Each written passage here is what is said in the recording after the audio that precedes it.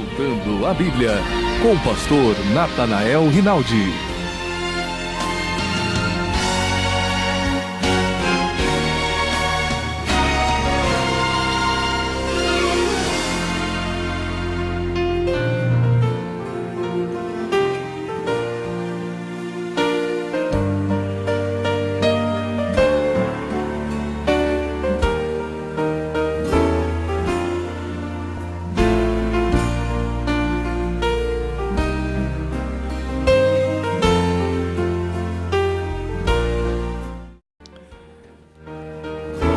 Vamos à mensagem da Palavra de Deus hoje com o título 20 perguntas e respostas sobre o dízimo. Vamos ler a Bíblia em Gênesis capítulo 14, versículo 18 a 22.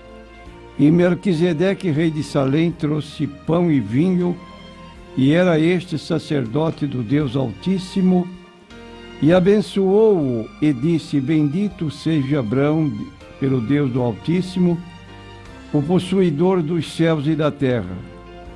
E bendito seja o Deus Altíssimo, que entregou os seus inimigos nas tuas mãos. E Abrão deu-lhe o dízimo de tudo.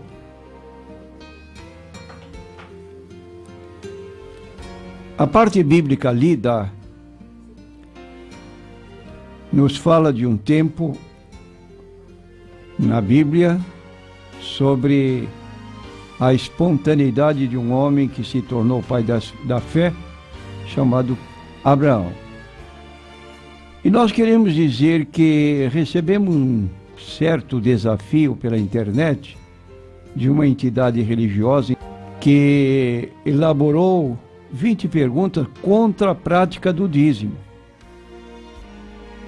E isso com o propósito de levar pessoas que fazem a sua contribuição periodicamente, dízimo, elas tivessem que responder as perguntas, porque o objetivo era não apenas bater-se contra o dízimo, mas evitar que pessoas que hoje contribuem com seu dízimo continuassem a fazê-lo. E traz um alerta, dizendo: não se esqueça que o coração do homem é enganoso, citando Jeremias 17:9, e que há coisas que aos nossos olhos são certas, mas o final delas são trágicas, citando Provérbios 14 e versículo 12. E ainda o desafiante, pessoa que representa a entidade, declara: não iremos sair fora do contexto bíblico. E suas respostas também devem ser feitas nas Escrituras. Ora, é um desafio que, como nós somos apologistas, não poderíamos recusar. E vamos então fazer a leitura das perguntas e também dar a nossa resposta. A primeira pergunta que a pessoa, o cidadão, faz é: por que trocaram o dízimo, que era alimento, por dinheiro? Quem, quando e onde e por que fizeram isso? Há algum arquivo histórico que narre esse fato? Bom, queremos antecipadamente dizer o seguinte: que nós não contribuímos com o nosso dízimo baseados na lei de Moisés. Quero dizer que a contribuição dizimal se antecipou à lei de Moisés. Segundo a Bíblia Sagrada, Abraão, que foi o primeiro contribuinte do dízimo, viveu antes da lei de Moisés ser promulgada 430 anos. É o que nós lemos em Gálatas 3:17. Logo, se a pessoa que nos interroga, ela tivesse consistência e para ela realmente não houvesse base bíblica para a contribuição do dízimo, ela não se valeria da lei, porque não argumentamos a base da lei, e não citaria a lei desde que ela mesma reconhece que a contribuição do dízimo não deve ser feita porque está baseada na lei. Tanto é que ela levanta o problema na sua pergunta, fazendo a sua argumentação à base da própria lei, que ela admite não mais ter exigibilidade sobre o cristão, mas usa dos seus argumentos baseados na própria lei. Ora, isto é uma incoerência. Só para atender a pergunta do nosso ouvinte, nós queremos dizer que a lei era constituída de 5 livros, que é Gênesis, Êxodo, Levítico, Números e Deuteronômio. Exatamente, a lei começou a ser dada a partir do livro de Êxodo, e não antes. Como dissemos, 430 anos depois de Abraão. No livro de Deuteronômio, encontramos a ordem a respeito do dízimo que podia ser dado na ocasião da lei em qualquer lugar. Quando o lugar que escolher o Senhor teu Deus para fazer habitar o seu nome por tão longe que não os possa levar, vende-os e ata o dinheiro na tua mão e vai ao lugar que escolher o Senhor teu Deus e compre tudo que a tua mão desejar. Come ali perante o Senhor teu Deus e alegra a tua casa. Porém, não desamparará ao levita que está dentro das tuas portas, e não tem parte nem herança contigo. Então aqui o preceito bíblico era para que a contribuição do dízimo para aqueles que estavam subordinados à sua exigência, que fossem em qualquer lugar que pudesse para fazer essa contribuição dentro da ordem da lei para os que estavam dentro dela. Então nós queremos dizer que isto mostra a falta de cuidado nesse particular. A segunda pergunta é: por que mudaram os tempos de pagamento para ser de mês em mês? Repetindo o que nós dissemos, não argumentamos sobre a exigência da lei.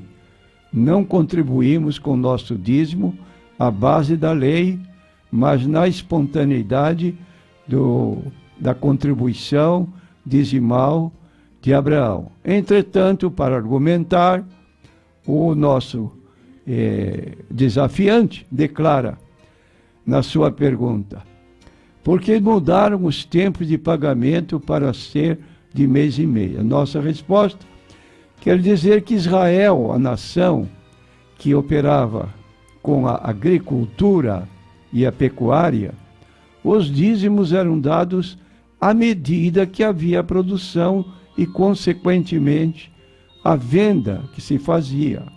Hoje, o pagamento dos trabalhadores de todos os níveis é mensal, logo o dízimo é oferecido mensalmente. Esta é a razão porque não somos pessoas que trabalhamos no campo, trabalhamos em cidade e recebemos normalmente, mensalmente, é quando pagamos o nosso dízimo a Deus.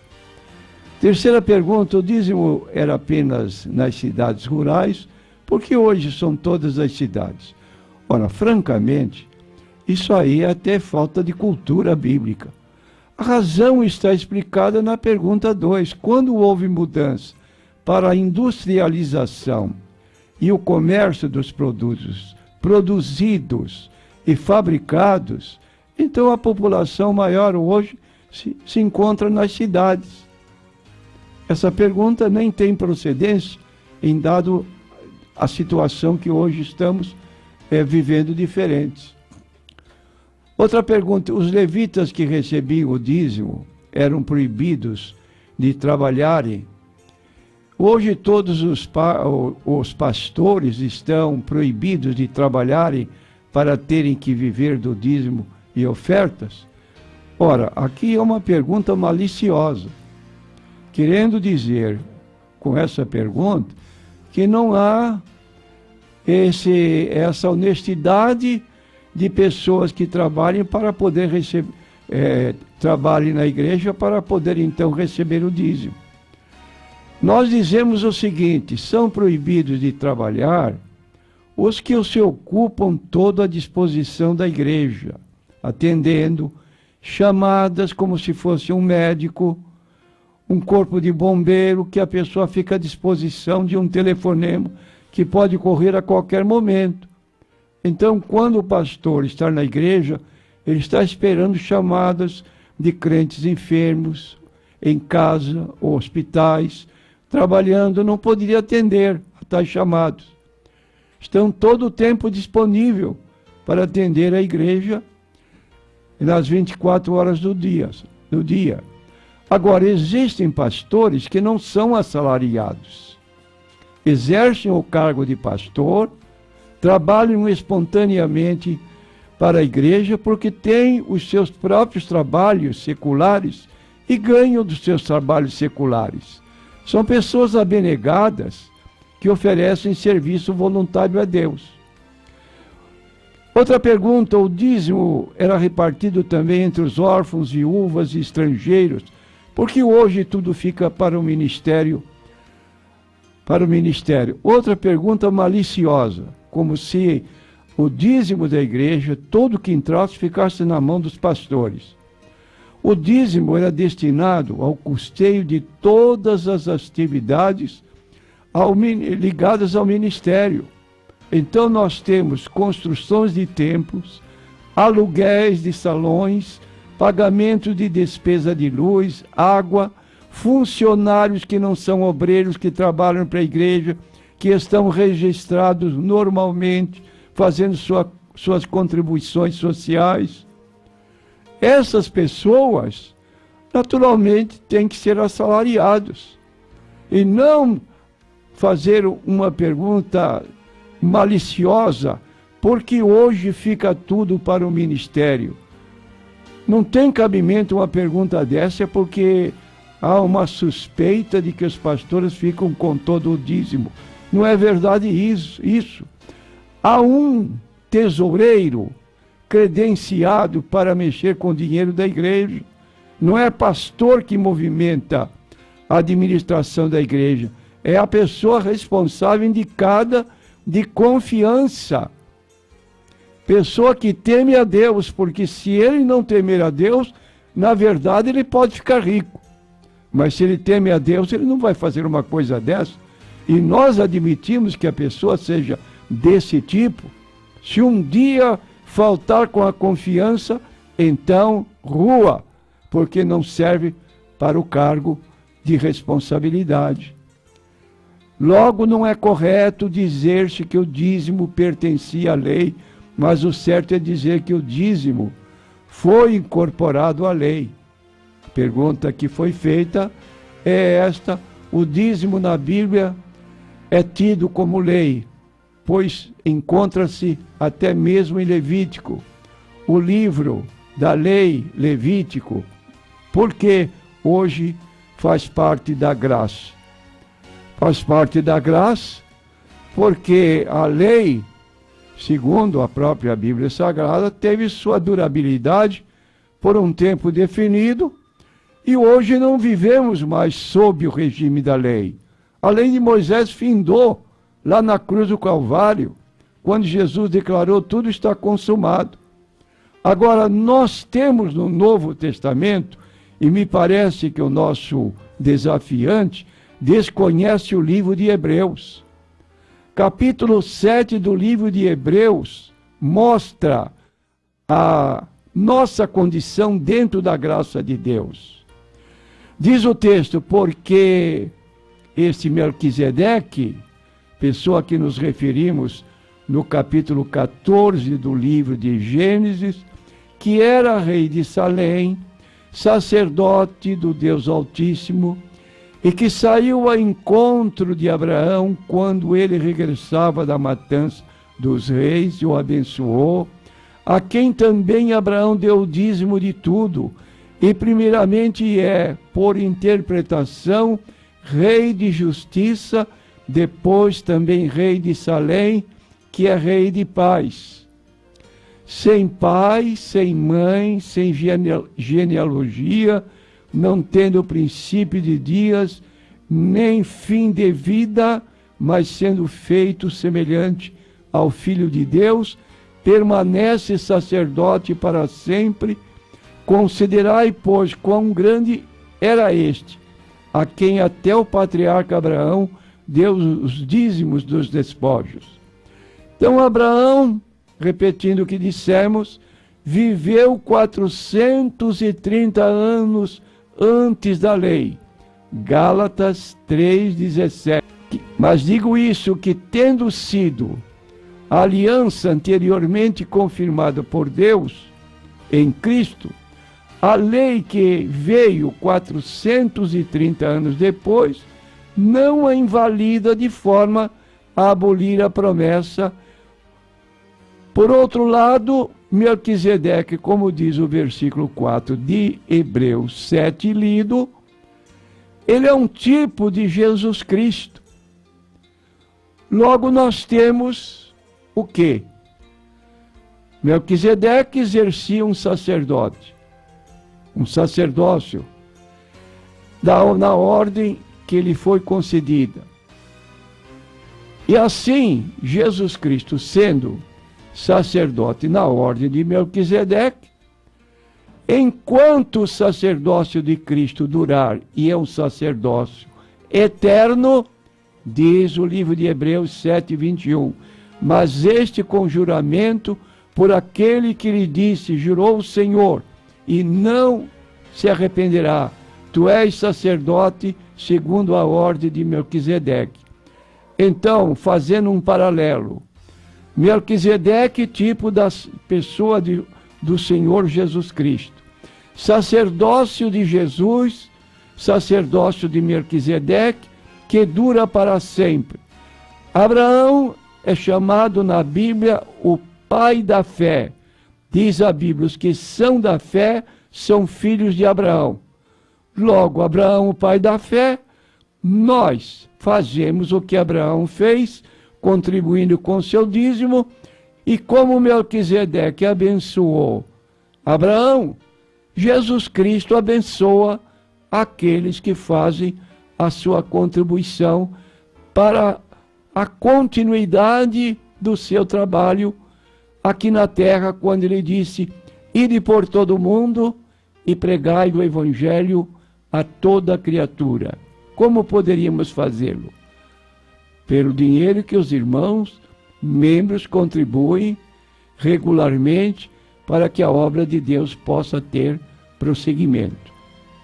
De modo que este paralelo entre Melquisedeque e Jesus, e Abraão e nós, que somos filhos de Abraão pela fé, temos esta continuidade na nossa contribuição dizimal. Outra pergunta, a Bíblia diz que os sacrifícios da lei, como imolar animais, eram dados em ofertas alçadas. Por que é lei? Porque o dízimo também era dado em ofertas alçadas. É o que eu estou dizendo. Este cidadão que nos faz perguntas, ele é contra a contribuição dizimal, porque alega que está baseada na lei e invoca a própria lei, que ele diz que está ultrapassada, para fazer exigências a respeito desta lei. É uma incoerência. Então, reiterando nossa resposta, segundo a qual o dízimo não se iniciou com a lei de Moisés, começou com o dízimo espontâneo de Abraão. Logo, querer fazer ligação de preceitos da lei de Moisés com o dízimo espontâneo que os cristãos contribuem, não tem sentido. É fora. Outra pergunta: se a casa do tesouro não significa casa de despensa, por que Neemias 10, 37, 39, a Bíblia explica tão claramente que era posto apenas grãos? Resposta nossa: no caso específico de Neemias 10, 37 a 39, sim, mas em Malaquias, capítulo 3, versículo 10, casa do tesouro tem outro significado. É um lugar onde se guardava o dinheiro. Ademais, o lugar onde se guarda o dízimo é secundário. E vejo nas suas perguntas a teimosia em querer ligar o dízimo de Abraão, precedido a lei de Moisés, fazendo perguntas da própria lei, e que isto é incoerência.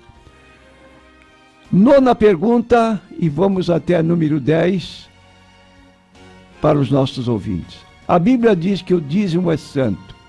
Isto pergunta.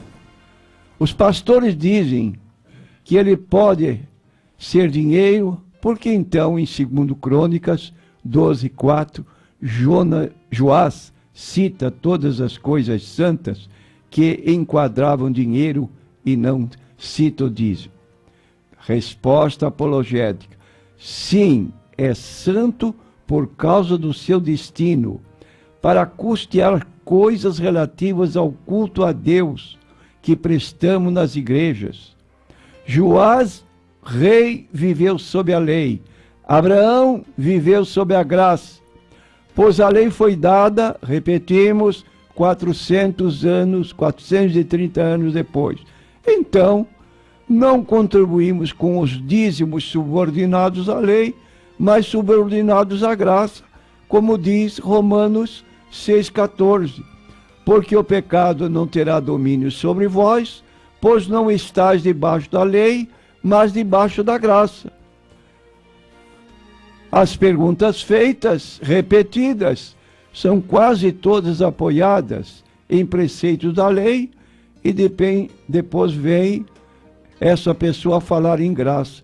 Afinal, vive sob a lei de Moisés ou sob a graça de Jesus Cristo?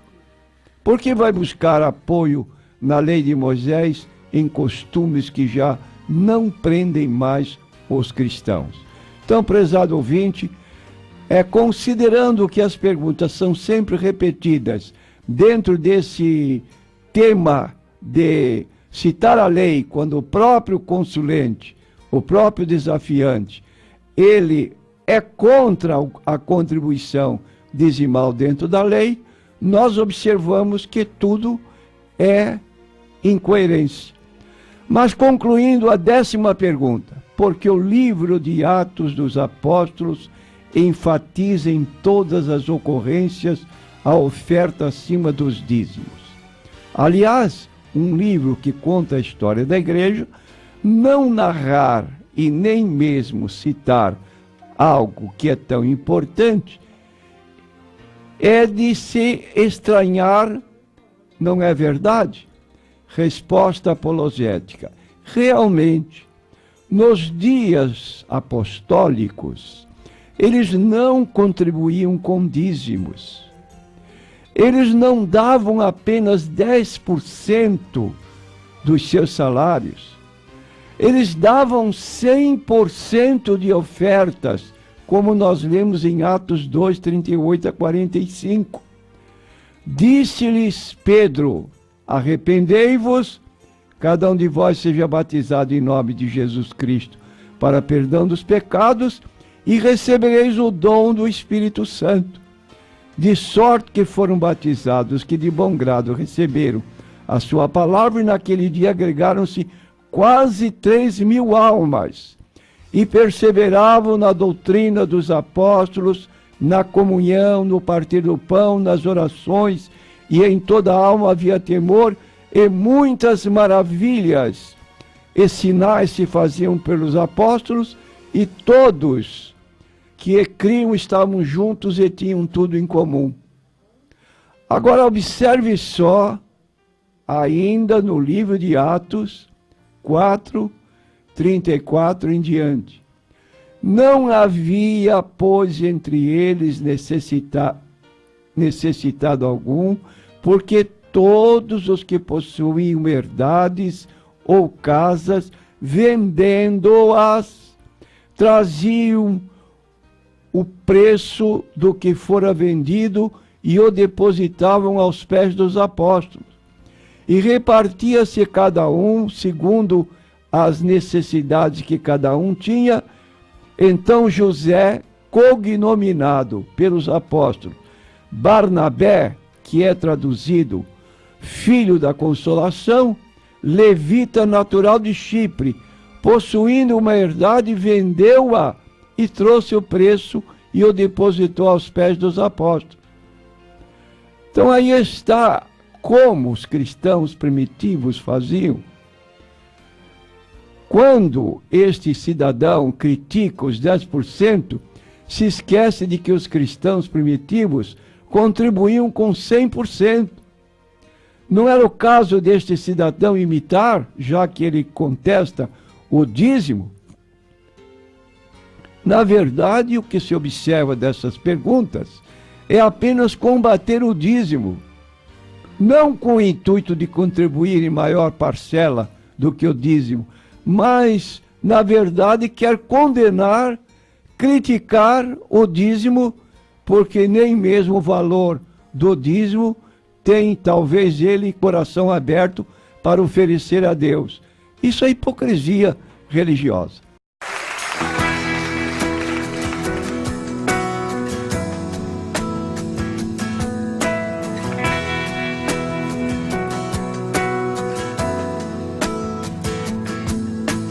Luz do mundo, vieste à terra para que eu pudesse te ver.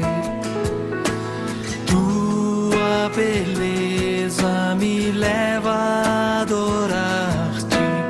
Quero contigo viver.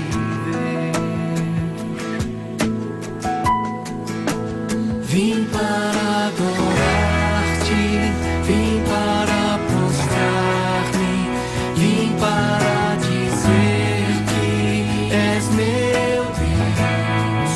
És totalmente amável, totalmente digno, tão maravilhoso para mim.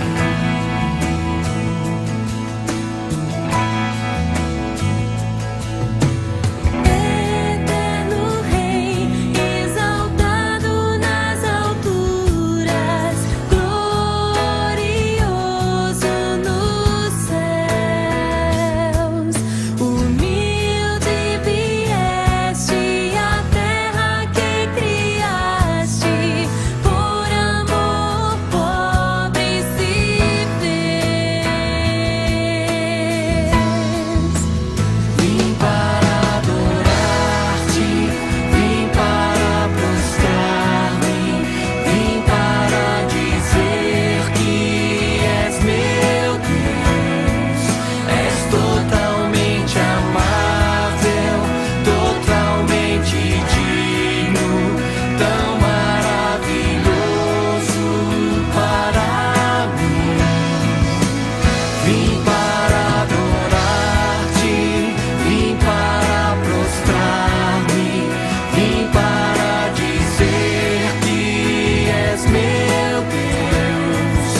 És totalmente amável, totalmente digno, tão maravilhoso para mim.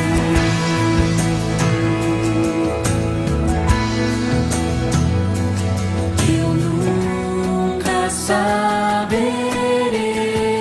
o preço dos meus pecados lá na cruz.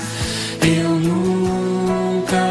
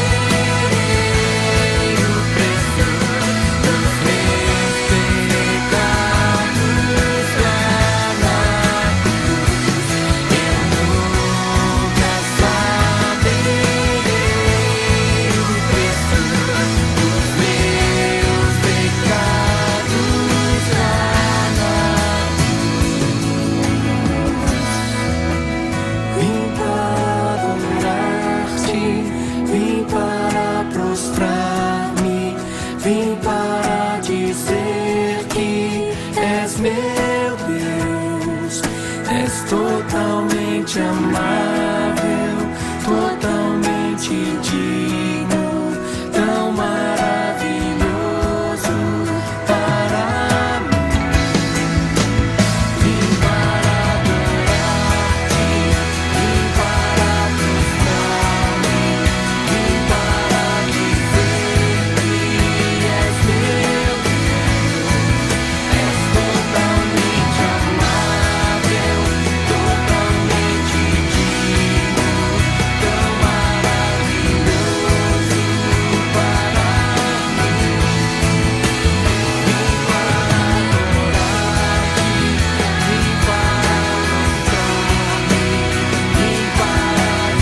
és meu Deus. És totalmente amável, totalmente digno, tão maravilhoso para mim. Vim para adorar-te, vim para prostrar-me, vim para dizer que és meu Deus. És totalmente amável, totalmente digno, tão maravilhoso para mim. Vim para adorar-te, vim para prostrar-me, vim para dizer que és meu Deus. És totalmente amável, totalmente digno, tão maravilhoso para mim. Vim para adorar-te, vim para prostrar-me, vim para dizer que és meu Deus. És totalmente amável, totalmente digno, tão maravilhoso para mim.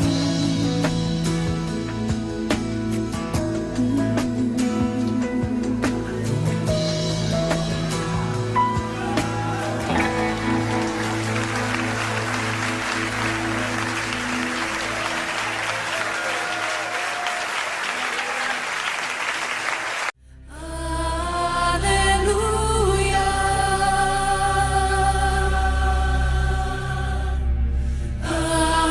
Aleluia.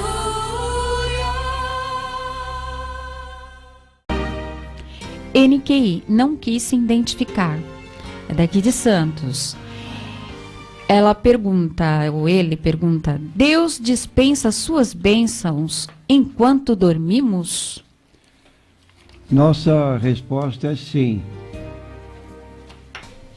Nós encontramos então neste salmo, vou ler Salmo 127 e versículo 2.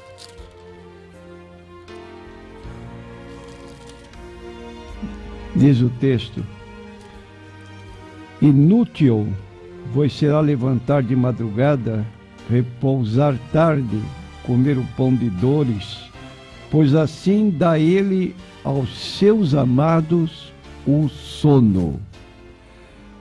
O sono é uma bênção.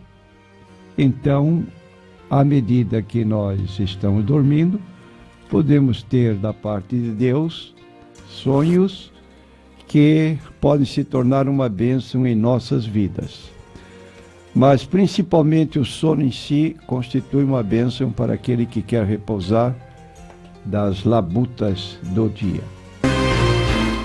Roberto, bairro Ilha Caraguatá, Cubatão. Em Apocalipse capítulo 2, versículo 10, fala sobre um período de 10 dias de tribulação. Esse tempo é literal ou esses 10 dias representam 10 semanas ou 10 anos?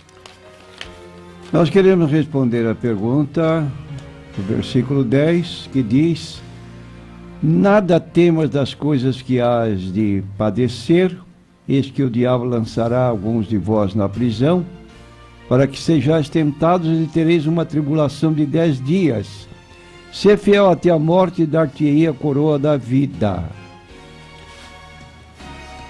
Queremos dizer, com relação ao texto, que o diabo lançará alguns de vós na prisão. E a prisão do versículo em foco não se refere a uma prisão espiritual, como tem sido interpretado por algumas pessoas, mas literal. As perseguições promovidas pelos romanos à igreja de Esmirna, com a ajuda de judeus, os que dizem ser judeus e não são e pertencem à sinagoga de Satanás. Então, sob a alegação de que os cristãos de Esmirna estavam traindo o imperador, houve um encarceramento em massa, e a seguir o imperador ordenou o martírio de muitos daqueles cristãos.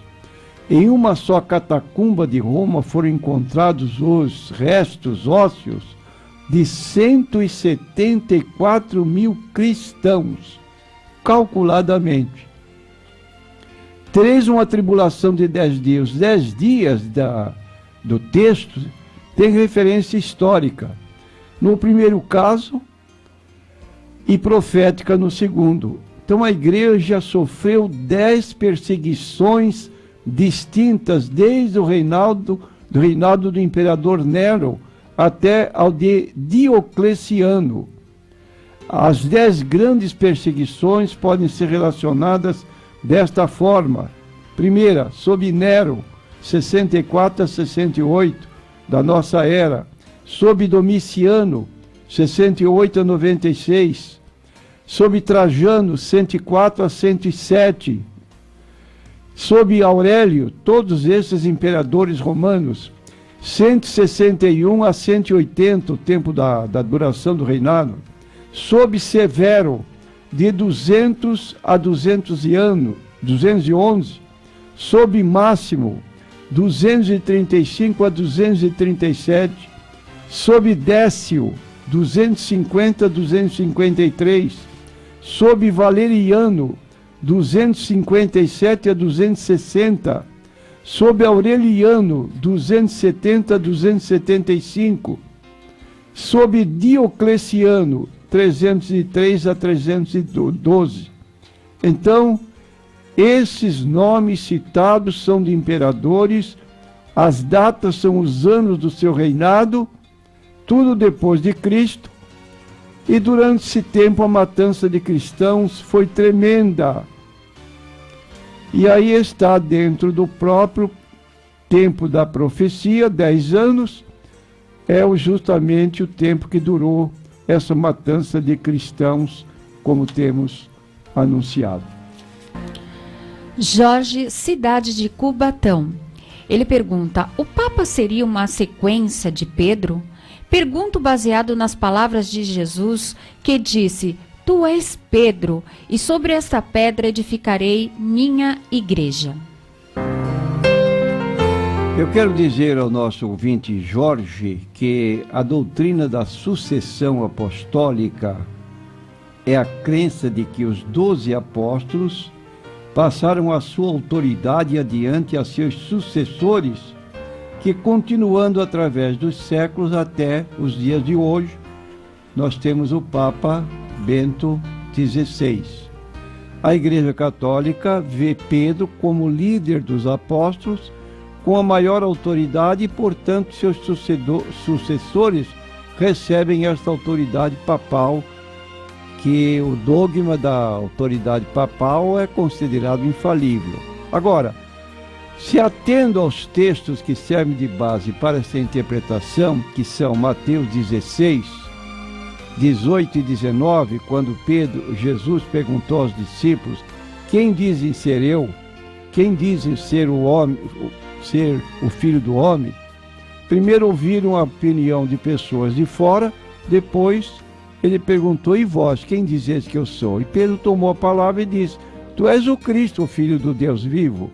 Aí Jesus citou: pois também te digo que tu és Pedro, sobre esta pedra edificarei a minha igreja, e as portas do inferno não prevalecerão contra ela. E eu te darei as chaves do reino dos céus, e tudo que ligares na terra será ligado nos céus, e tudo que desligares na terra será desligado no céu. Então aqui estão esses dois textos que servem de apoio para a doutrina da sucessão apostólica até os nossos dias. Agora, a grande pergunta é: quem é esta pedra? Que é acerca do qual Jesus: tu és Pedro, e sobre esta pedra edificarei a minha igreja. Ora, Quem melhor do que Pedro poderia dizer ou identificar quem era esta pedra? E nós vamos encontrar que Pedro declara sem rodeios que o próprio Jesus era a pedra. Atos capítulo 4, versículo 8 a 12. Então Pedro, cheio do Espírito Santo, lhes disse: principais do povo e vós anciãos de Israel, visto que hoje somos interrogados acerca do benefício feito a um homem enfermo e de modo como foi curado, seja conhecido de vós todos e de todo o povo de Israel que em nome de Jesus Cristo, o Nazareno, aquele a quem vós crucificastes, e a quem Deus ressuscitou dentre dos mortos, em nome desse é que estação diante de vós. Ele é a pedra que foi rejeitada por vós, os edificadores, a qual foi posta por cabeça de esquina. E em nenhum outro a salvação, porque também debaixo do céu nenhum outro nome há dado entre os homens, pelo qual devamos ser salvos. Ora, aqui está, de forma categórica, no versículo citado por Pedro, ele é a pedra, versículo 11, que foi rejeitada por vós, os edificadores. Agora, o Pedro mesmo, na sua primeira carta, no capítulo 2, versículos 4 a 8, ele repete a declaração: chegando-vos para ele, pedra viva, reprovada na verdade pelos homens, mas para com Deus eleita e preciosa. Vós também, como pedras vivas, sois edificados casa espiritual de Cristo. Por isto também na Escritura se contém: eis que ponho em Sião a pedra principal da esquina, eleita e preciosa. Quem nela crer não será confundido. E assim para vós, os que credes, é preciosa, mas para os rebeldes, a pedra que os edificadores reprovaram, essa foi a principal da esquina. É uma pedra de tropeço e rocha de escândalo para aqueles que tropeçam na palavra, sendo desobedientes para o que também foram destinados. Então aqui nós temos duas declarações enfáticas de Pedro, declarando que Jesus é a pedra. Mas indo ainda ao apóstolo Paulo, em Efésios capítulo 2, 20 a 21, declara o apóstolo Paulo: edificados sobre o fundamento dos apóstolos e dos profetas, de que Jesus Cristo é a principal pedra da esquina, no qual todo edifício bem ajustado cresce para o templo santo do Senhor. Agora uma pergunta que pode surgir: e a chave do versículo 19? Quando diz o texto que nós lemos que eu te darei as chaves do reino dos céus. Tudo que ligares na terra será ligado nos céus. Tudo que desligares na terra será desligado no céu. Ora, este texto tem sido dando margem a declarações que Pedro tem a chave do céu. Queremos dizer o seguinte, que Pedro, na verdade, abriu o reino dos céus para os homens, sabe quando? No dia de Pentecoste. Quando começou a pergunta dos presentes sobre aquele movimento desusado de pessoas que falavam línguas nos idiomas de outros povos que estavam ali, então começou aquele vozerio, aquela interrogação, e Pedro toma a palavra.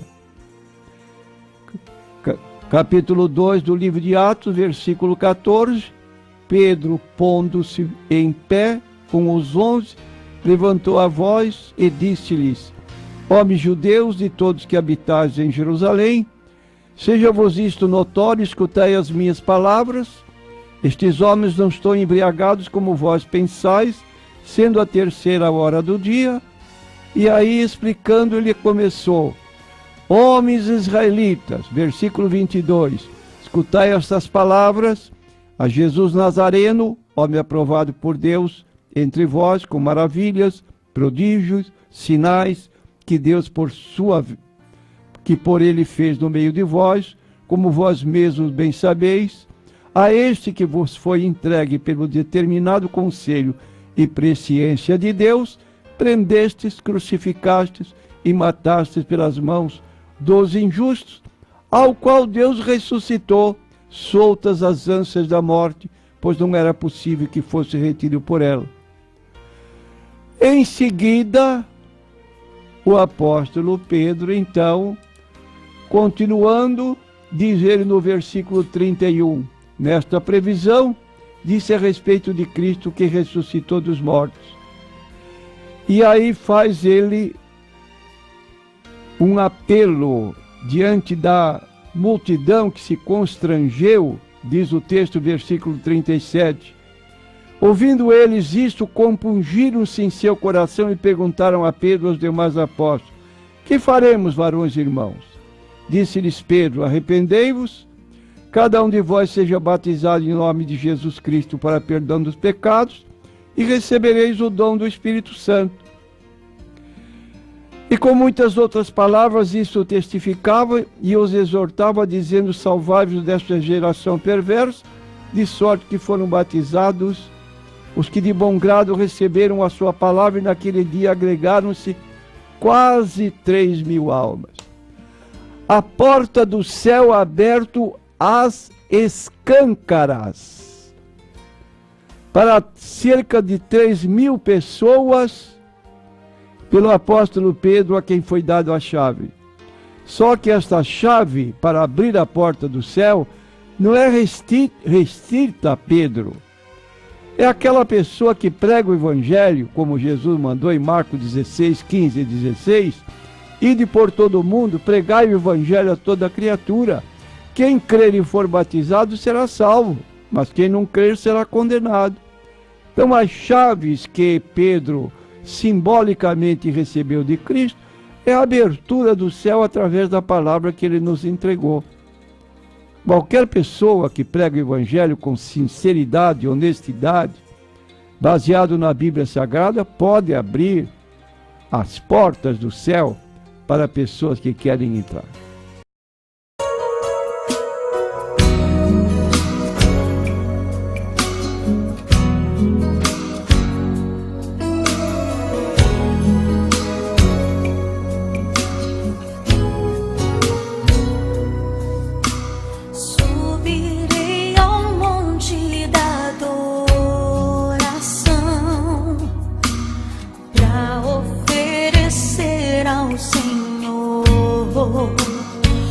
Sacrifício de louvor, do melhor de mim quero dar. Vou reconstruir meu altar com pedras que não quebrem jamais.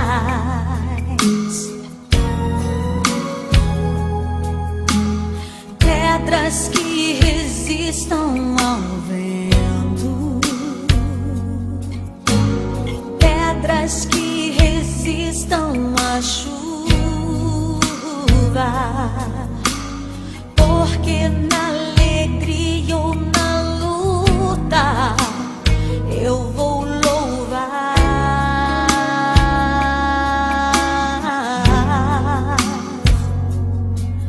E o Cordeiro onde está? Jeová Jireh, Deus proverá. Deus proverá. Minha vida, minha casa, meus problemas já estão no altar. Deus proverá. Ele sempre tem uma resposta para quem clamar. Deus proverá.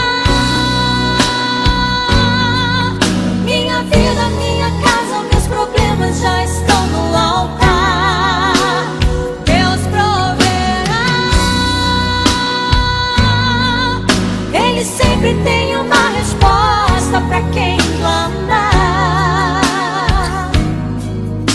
Jesus não foi sacrificado em vão. O meu Deus tem solução para tudo em suas mãos.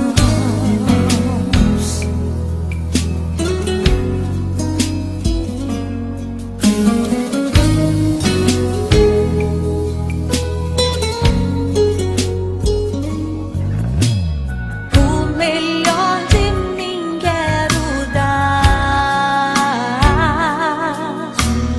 Vou reconstruir meu altar com pedras que não quebrem jamais. Pedras que resistam ao vento. Pedras que resistam à chuva. Porque na alegria ou na luta eu vou louvar.